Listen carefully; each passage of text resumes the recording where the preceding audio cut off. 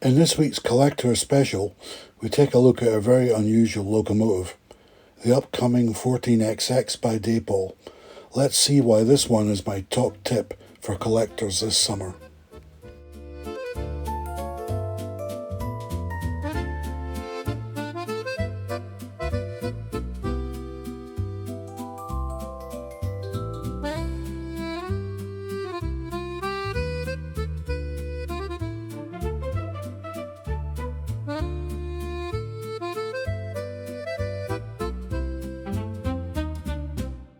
The scale model railway hobby has many facets, and one of those is collecting rare and valuable models. But another side of that is spotting a potential rare model when it's first announced.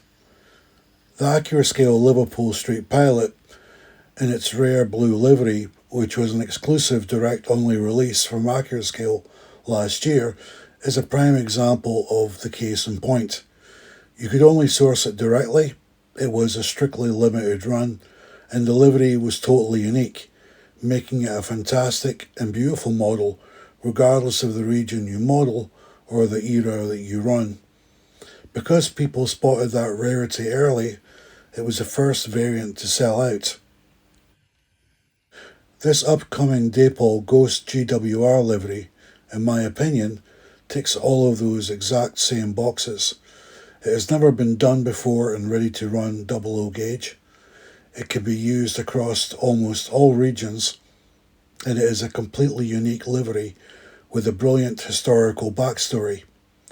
Interestingly, in real life 1401 clocked up 658,770 miles, which in space travel terms is way past the moon and halfway to the sun. When Dapol recently announced the decorated sample review, as you can see in the image, there was an important note at the base of the collage. But let's look closer. The image shown here and the decorated samples from a few weeks back are identical. Ironically, this note is a very good sign in my opinion. The logic here is Dapol will ensure you get the exact finish as advertised, and they were effectively doubling down on that commitment. Let's look further into the numbers. Ready-to-run manufacturers absolutely love standard liveries because they sell in massive volumes.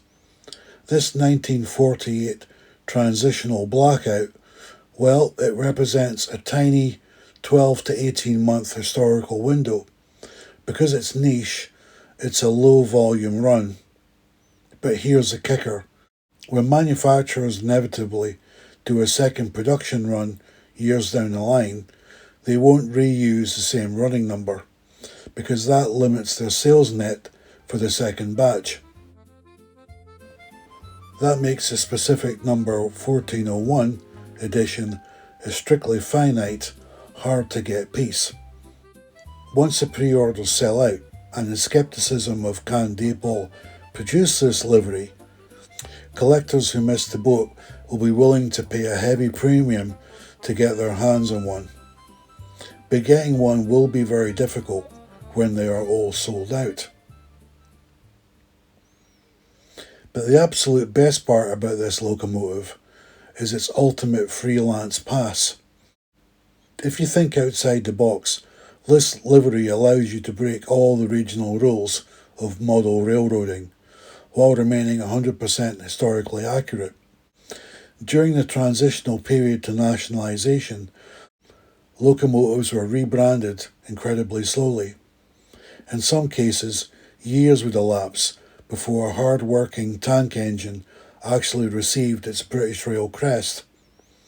These steam locomotives could be seen sitting in railway sidings awaiting their turn for the paint shed, or even pushed immediately back into service with just their old logos roughly painted over.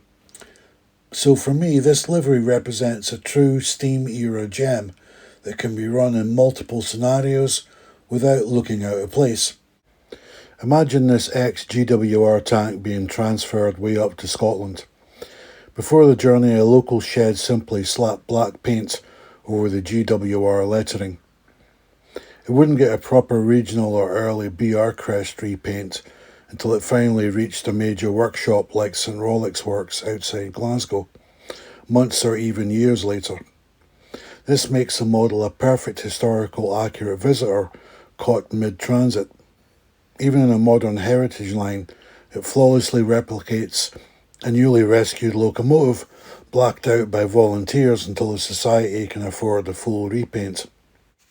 Of course, this is just my opinion, but it's an angle worth considering when browsing new announcements. Collectability isn't just about what looks prettiest on a shelf.